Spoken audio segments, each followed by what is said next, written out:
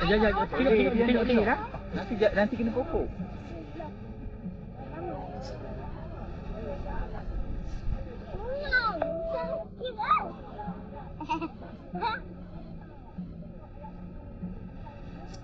Ni tengah rekod lah. Betul kita pun boleh cakap. Okay, ni my family.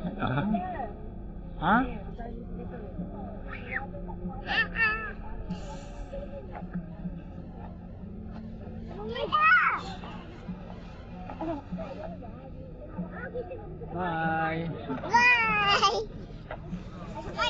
Kucing kereta. Ada dalam beg. Dalam beg tu, dalam beg. Tengok tu ada gambar. Ada. Beg ni ke? Ada. Bukan beg tu. Ada kat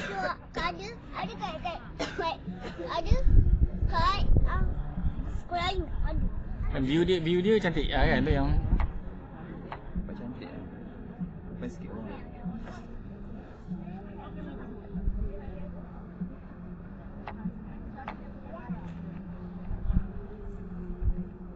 Kita pergi kat arah tu.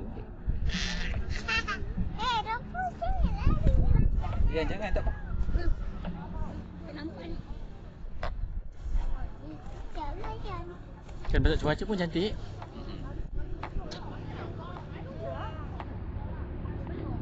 Ni kawasan kita buat camping je.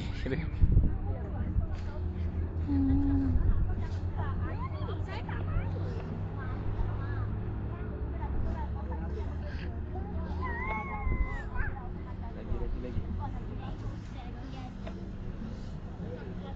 Apa View pantai. Kan kita pusing view. boy? Tu cantik kan ni. Boy. Eta pun pernah terbang satu dia paling tinggi 120 meter dapat. Dia kalau tinggi paling kalau dah habis tinggi 120. Ni dia lock. Berhenti lah. Ni 26 kan? Dia bagi ni kan. Kalau macam tu dah paling tinggi nanti dia bagi tahu lah. Yang ni 26. Paling tinggi dia pernah pergi 120. Tinggi juga kan? Ni pun dah tinggi dah. Ni baru 26. Tinggi lah kalau 100 tu.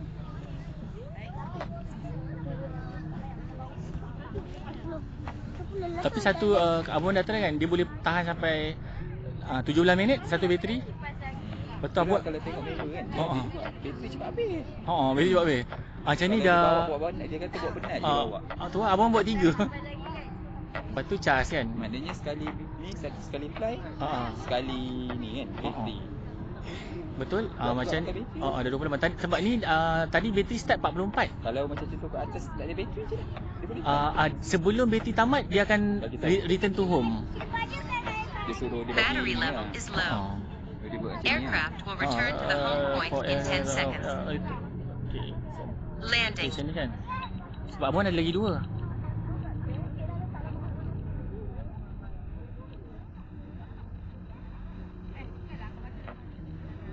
Dia berhenti kat situ. Tak apalah. Sebenarnya boleh datang sini.